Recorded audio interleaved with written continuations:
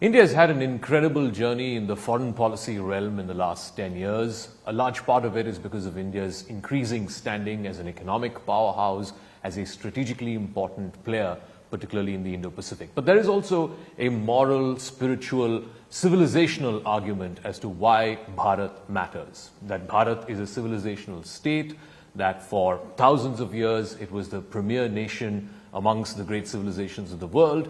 And of course, throughout history, because of colonialism, various invasions, it's lost much of that sheen and power. And what we are seeing now is a revival of that civilizational state. So to try and understand why Bharat matters, I'm now joined by a very special guest, the author of this new book, Why Bharat Matters, and the Honorable External Affairs Minister of India, Dr. S. Jaishankar. Congratulations on your new book. It's the second book that you've written. What is the compelling need for an incumbent minister, a sitting minister, to write a book? Well, I think there are two reasons. One, if one looks back at the last 10 years, I think there's been a very profound transformation of the country itself and of our foreign policy as well. It's not always that obvious, especially on the foreign policy side, because a lot of people have ingrained habits of how to approach it. So as someone involved in that exercise, I felt it's useful to explain it, to put out what really has been different. A lot of it is exactly what you said in your opening remarks, which is really the a bigger place on the global stage for a civilizational state. The other part of it is actually very practical, which is, in a globalized world, foreign policy matters more and more to the average citizen. That things which happen in far corners of the world impact our lives directly. There can be problems, anxieties, there could be opportunities. So you could have something like the COVID or, energy crisis, or you could have today the global workplace.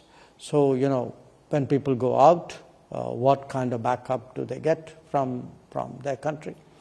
So because foreign policy matters increasingly to everybody, at the same time, the world is changing, India is changing. I thought the combination of the two, in a sense, mandated a book, and that's really the reason. So I do want to talk about the book. So in this book, Why Bharat Matters, you're referencing or using the Ramayana as a tent pole to look at India's foreign policy journey over the last 75 years. In your first book, The India Way, you referenced portions of the Mahabharata. Yes. So why the Ramayana, and why are you looking at India's foreign policy through that prism? Well,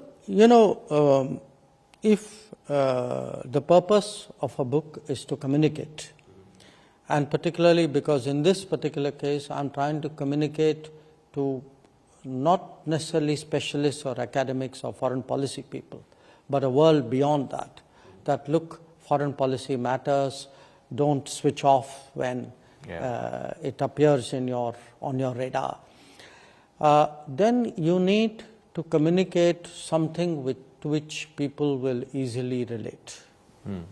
Now, the fact is, often to people whose lives have been spent in foreign policy, everything is self-evident, everything is interesting. But to a lot of people, it's not. That it's very arcane. They may not necessarily understand the complexities. I mean, they may not be bothered with a lot of this. So I wanted to use a set of metaphors and analogies and narratives to which any Indian would easily relate. So, I mean, they're not to be taken literally. Sure, obviously. of course. But if you say,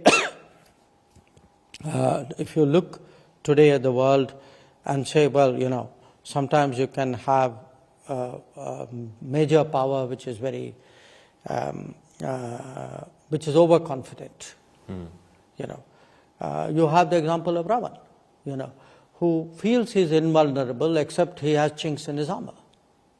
And human the human race is one of the Yeah. important things. Or the idea of actually creating, having friends, building relationships, creating coalitions, Yeah. to deal with complex problems. Or frankly, the very idea of diplomacy, that, diplomacy is not something which, people who necessarily, first of all, it is not something which is modern. It is as old as the human race. Two, it's a skill of a very complex kind. So if you give an example which people relate to, and I would say perhaps in the last year more than any other analogy I have made, the Hanuman as a diplomat, I think, has resonated with a lot of people here. So I must say there's a lot of trial and error in the, by the time I actually wrote the book, which is a lot of it came out of interactions with people, especially with younger people. And we are talking about something, and I say, do you know something like this? I'm giving you Hanuman as an example, but there could be others. The power of knowledge, the fact that at various points of time, in fact, I've approached Vibhishan not in the traditional manner as a defecting brother, but actually as a source of knowledge. That he is actually someone who has critical moments when the things are going badly.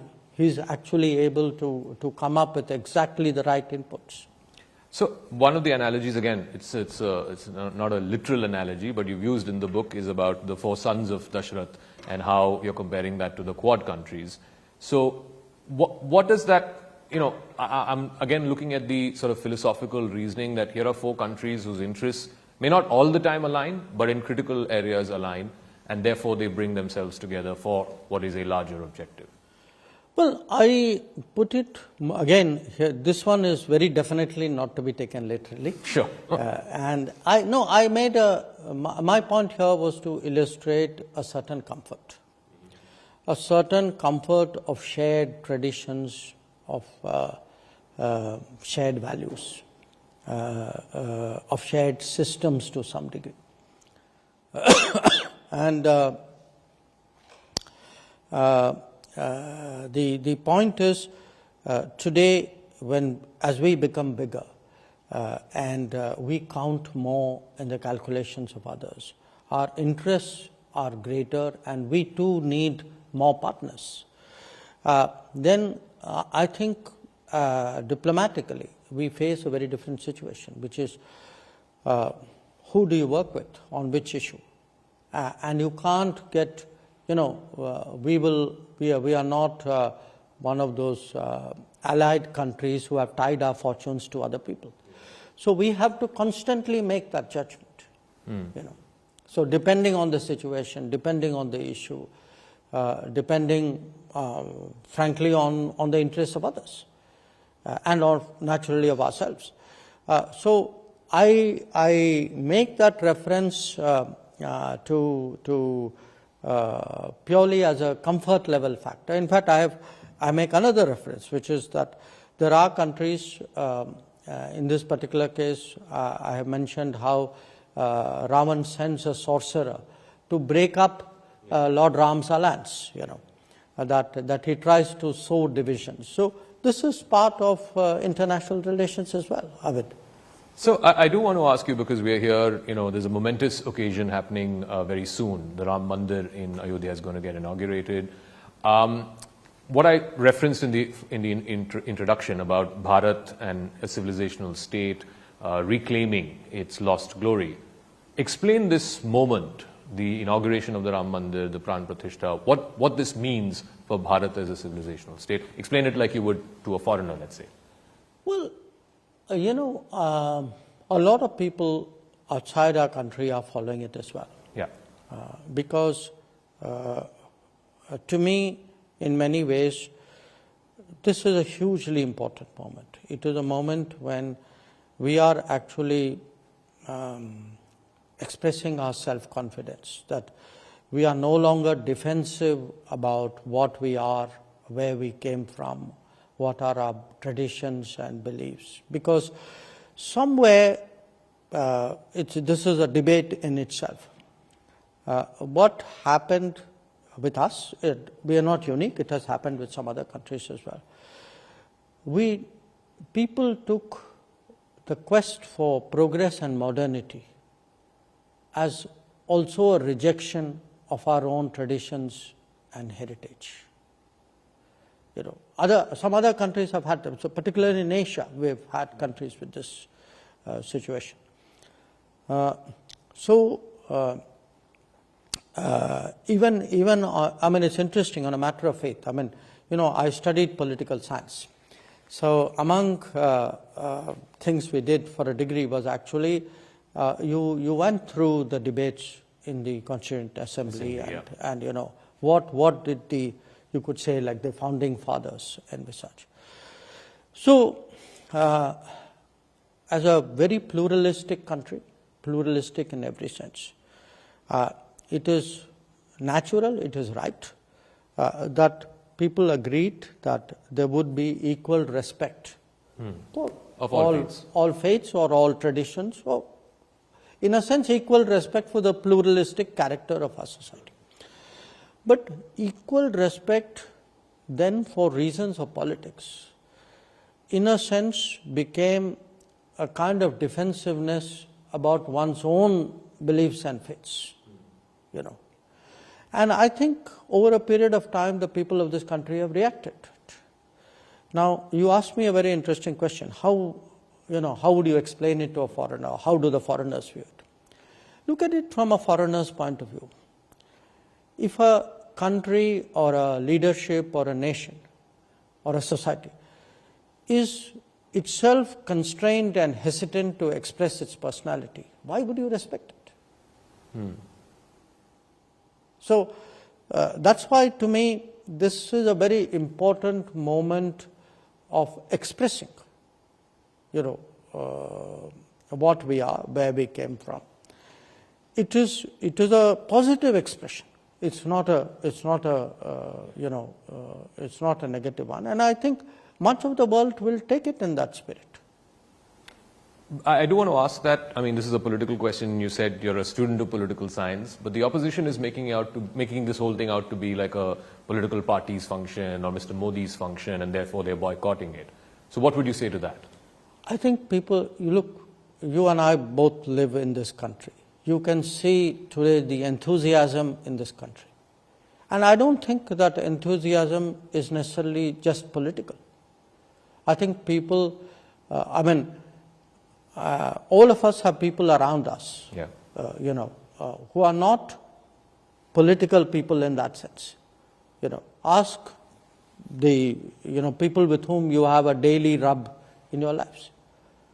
You know, are they excited about it? Do they get the importance of it? And I think you will see it as so. So I think there's a genuine today feeling in this country about what is happening, and I think to make it appear political is really in a way to trivialize it. You talked about historic hesitations, and if we are not proud of who we are, then how is the world going to take us seriously? In your book, you look at arguably 3 important bilateral relationships that India has had over the years, with Pakistan, with China, with the United States. And you have referenced how some of these historic hesitations, some of the words you've used is naivete when it comes to the relationship with Pakistan, rose-tinted approach when it comes to China, and a certain suspicion when it comes to the United States. And all of this can be characterized as this historic hesitation.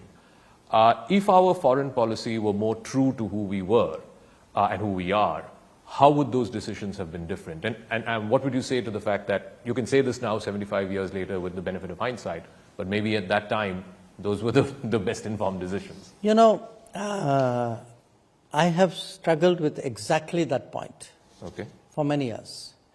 which is why I decided to write that one chapter, The Roads Not Taken. Because I wanted to show, look, this is not a deeply researched academic book. It's a set of arguments to make people think, debate, differ, criticize. I mean, all of it I think is very, very good. Now, in The Roads Not Taken, I deliberately got into this problem because I wanted to show that on these three key issues, Pakistan, China, and US, it's not today in 2024 that we are saying, oh, the people in the 50s got it wrong. In the 50s, in real time, as it was happening, members of the cabinet were differing. They were saying, look, don't do this. We disagree with you on this. Look at the consequences of that. So if you take Pakistan, for example, I mean, you have someone like Shama Prasad Mukherjee who's saying very clearly that you are treating Pakistan as though it's a state like you. I mean, this is a state which is not going to live up to the Nehru-Liaquat Pact. That the nature of the polity is such that they're going to actually squeeze the minorities. So why are you doing this thing? Or if you look at China, I mean, this is something which starts from 1950, that this exchange of views between Patel and Nehru. And not just that, I mean, the fact is we took up China's cause with a gusto and an enthusiasm which was inexplicable, because it was not very clear what we got out of it. Because certainly I would approach foreign policy as, okay, I'm willing to speak up for a country or a relationship, but there must be something in it for me. I mean, I'm a country, I'm not a charity. The second is we pushed it to a point where we actually alienated the United States. So where is the merit of that? I have no problem alienating any country in pursuit of my own interest. But to alienate another country in pursuit of a third country's interest is very strange. So, and even with the US, look, it's a bit of a chicken and egg. Was the US unreasonably suspicious of India? Did we, in many ways, also, take steps or take positions which somewhere aggravated the ties? But the fact is, again, from Dr. Ambedkar to Sardar Patel, there were people who were very uncomfortable with what they viewed as an unnecessary alienation of the United States at that particular point of time. So I would say today, and I think in any country's development, it is necessary every few years. And, I can imagine 20 years later, somebody would be reviewing this period and be saying things. I think they're completely, rightfully allowed to do so. That's how countries grow. But if we make policies into cult worship, no, you can't, say a word against non-alignment, you should not criticize Nehru, you should not do this. If you do this, that shows you are being very political. Mine is a foreign policy audit. It's not a political diatribe. So my point is that at that time there were choices. Choices were exercised. I'm not saying, some were good, some were not so good. I think it's natural in the evolution of any society to introspect. After all, we do it in our personal lives, and to learn the lessons. So I come back to this whole, regaining the lost glory of a civilizational state, that Bharat has always been a civilizational state. China also makes that claim, that they are a civilizational state. So in this day and age, where the world is beset by multiple wars and conflicting interests, is there space for the ideas of two civilizational states, or will a clash only be inevitable? No, I look again. The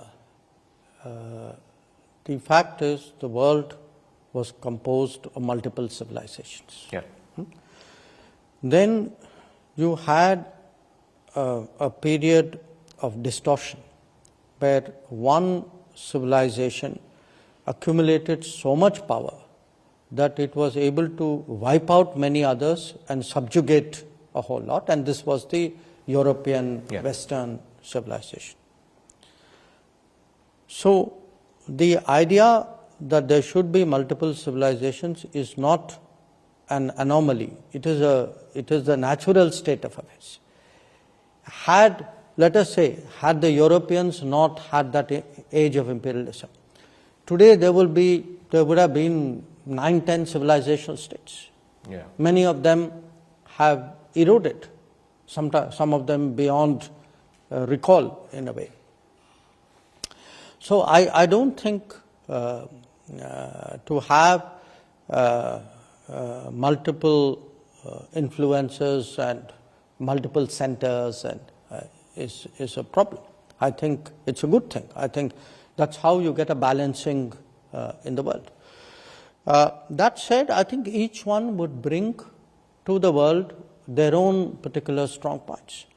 In our case, if you look at it, we have never been insular. On the contrary, our footprint goes all the way both to East Africa, Gulf and East Africa on one side, through Southeast Asia up to actually the east coast of China.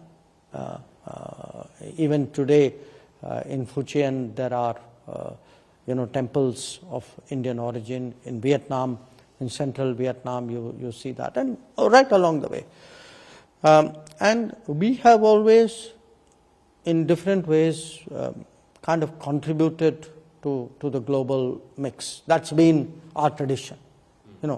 We were never the remote, closed place where others with great difficulty came.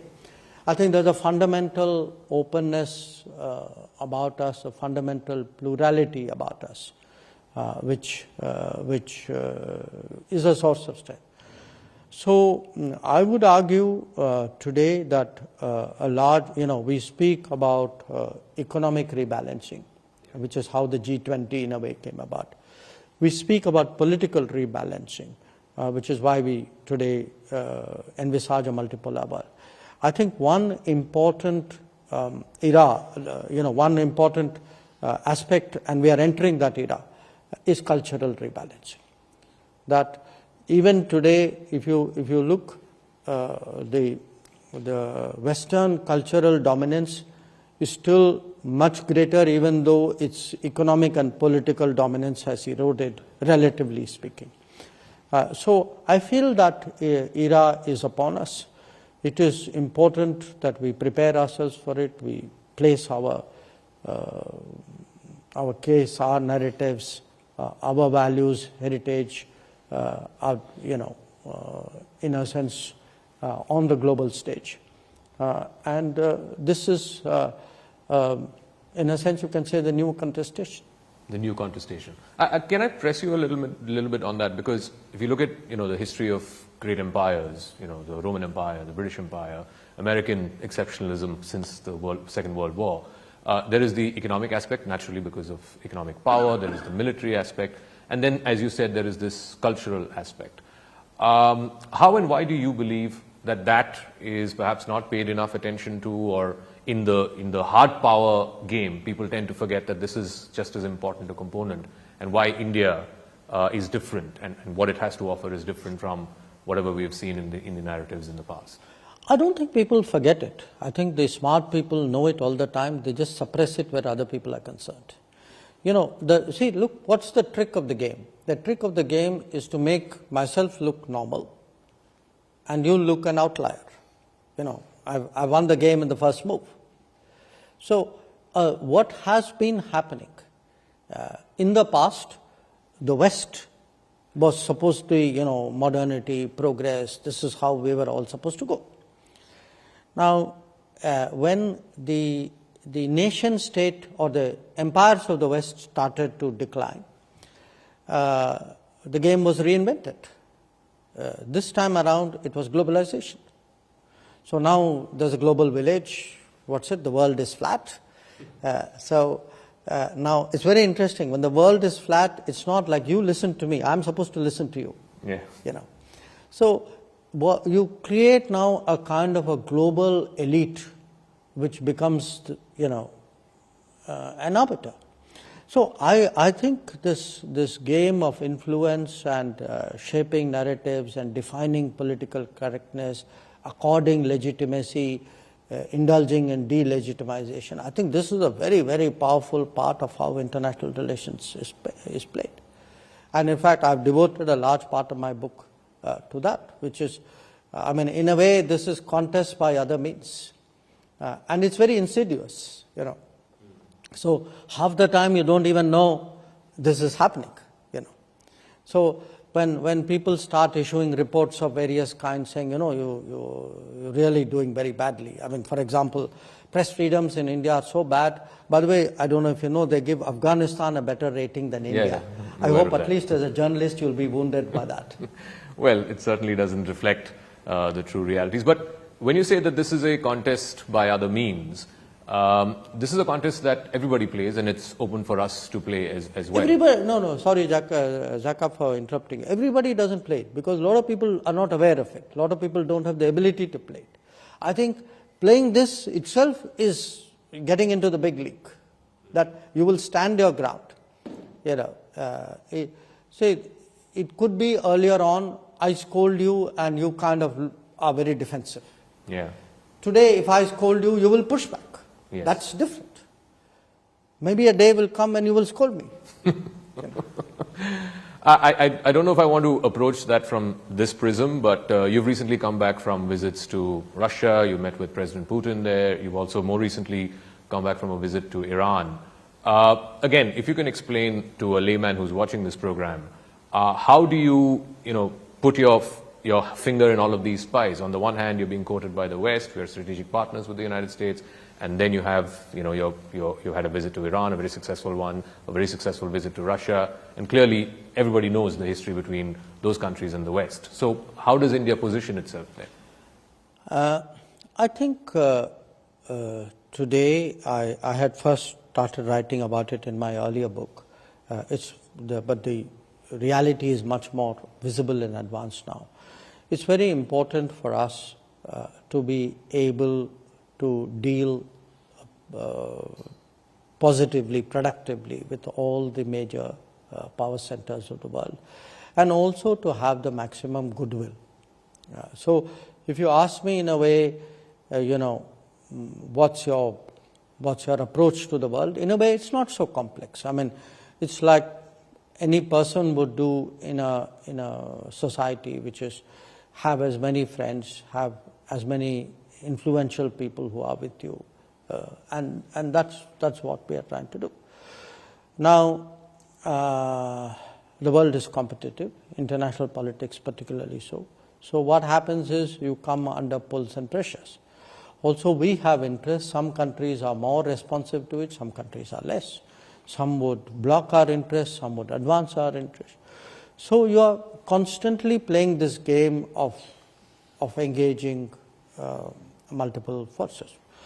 Now, what happens with smaller countries is they do the same by hitching their stars to someone big who takes care, and the price of the relationship is, look, you stay with me, I take care of your interests. And that's how the alliance culture has come about. There are others where there may be no alliance and they may not have that kind of relationship, and many of them, therefore, they continue, but their, I would say, zone of activity is relatively limited. Now, we are today the most populous country in the world, 5th largest economy, growing by every parameter that you can think of, with an increasing footprint in the world.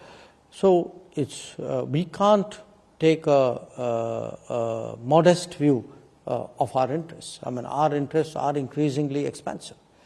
So to do this, I must actually engage everybody. Now, it's a tricky thing because people have their own fights. So sometimes while doing your work, you walk into other people's fights. So you have to find ways of managing it. Now, sometimes we have our own interests too. I mean, you raised Iran in this case. I mean, when I went to Iran, part of the, I mean, one, of course, our own relationship with Iran is growing, and we have, been negotiating a long-term framework, long-term contract for Chabahar, because till now Chabahar has been running on a series of short-term contracts. And can you explain why it's been delayed for so long? A lot of people have that, basic layman question. It's been hanging fire for. What happened was we finalized a long-term contract in 2016, and then after we finalized it, the Iranians asked for a change. So, and then we got, a lot of issues got reopened. And from 2016, it's been running on a short-term contract. All the while, people have been negotiating a long-term contract. So, my purpose of going there was to impress on them today that there is so much riding on the North-South corridor and on Chabahar port that we really need to make that push to get the long-term contract done. So we are not the guys holding it up. I mean, in fact, we had even concluded one at one point of time. But I think today there is a realization that we need to do it. So we have our own relationship with Iran on one side. But at the same time, we have also problems to discuss. I mean, there are today, attacks going on maritime shipping, both drone and missile attacks. And endangering maritime shipping is a very, very dangerous game to play. And particularly, we've seen some attacks close to our waters. So I discussed it at some length, but I was, I think, fairly forthright about expressing our anxiety publicly when I was there. Also, when one looks at what is today really the number one issue in world politics, which is this whole fighting taking place in Gaza. They have their point of view, we have our point of view. They're not the same. They obviously laid theirs out, and I was equally, straight in expressing our point of view. So, I mean, a lot of diplomacy is, part of it is communication, but at the end of the day, a lot of it is finding those intersections. Because finally, I think Iran and India do share a lot.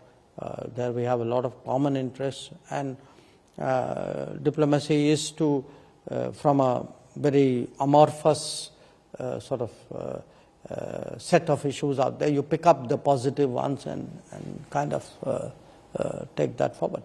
Russia was a very different situation because, we've been under pressure for a few years now where our relationship with Russia is concerned, and we have stood our ground. And we've stood our ground primarily because strategically, I mean, as I tell people, just look at the map of the world. Look at this large landmass out there, and I think when you see the mapping of it, I think it makes sense why India and Russia would work closely together. And from our own point of view, I mean, ultimately, any call we will take with Russia will be based on our experiences, not on the experiences of other people. And those experiences have been largely positive. I just want to talk about this Houthi Red Sea issue just for a moment, without the Iran lines or connections. But can you give us an assessment of what is the reading in South Block as to what the problem there is, and how ships? I think there have been 2 instances of ships which are not Indian ships but had a lot of Indian crew, which were getting attacked in the Red Sea. And what are we doing about it? No, we have multiple phenomena out there. We've had piracy, a resurfacing of piracy. So the Indian crew, to which the Indian our INS Chennai, I think, went in, that was a piracy issue. Okay. That's a different problem. The strikes, the drone strikes and the missile strikes are a different problem. We both affect us, but the second one more, because it has started to divert shipping, and that has its costs. Are you worried that that will lead to inflationary impacts on oil or other trade? No, I mean, I would hope that, the, shall we say, sobriety and responsibility prevails, and some, this doesn't continue beyond a point.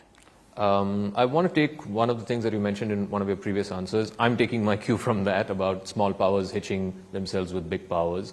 We have seen recently this whole public sparring around the Maldives. What is your best understanding of what they have said about, Indian troops going out, and they've given a deadline supposedly? No, look,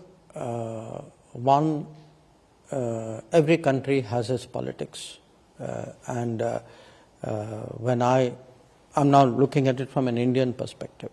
As we look at the neighborhood, we have to factor in the political ups and downs in our neighborhood. So a large part of what we call our neighborhood first policy is how do you build a strong enough relationship, structurally, societally, so that the impact of the ups and downs of politics are relatively mitigated. It's a very sensible thing to do. So if with countries, let us say, there's strong trade, there's energy flow, there is movement of people, there's, waterway traffic, depending on what it is, there is tourism. All these definitely give a certain ballast, a certain stability to the relationship. Now that said, there will be politics.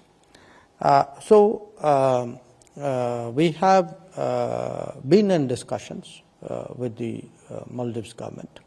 It's a fairly complicated matter because some of the platforms that are there are basically evacuation, medical medvac platforms. They've been of help to the public out there, and from what I can make out, the contribution of the platforms have been recognized. I think they seem to have some concern about the nature of people who operate those platforms. So we were discussing it. But we had this other problem, which in my view was, I would say, politics may be politics, but I think when people get into positions of responsibility, I think civility and courtesy are the least that you can expect. Unfortunately, in this case, that was wanting. But let us see. I think we continue our discussions with them. I want to come to the concluding part, and I want to go back to where I started with the use of the Ramayana as a tent pole, looking at India's foreign policy. Two things. One, will you be going to Ayodhya for darshan? Well, at some stage, yes, definitely. Okay. And the second, is there, on a daily basis, you are dealing with multiple crises. Is there any reference, shloka, or story from either the Ramayana or the Mahabharata that you turn to, which gives you strength? To me, it's a lot of it is actually a kind of a wisdom, it is true in the Ramayana, it is true in the Mahabharata as well. Ramayana, in a way, because it is of an era where I would say there is a greater, the higher standards of conduct, I often, in talking to people, or sometimes talking to myself,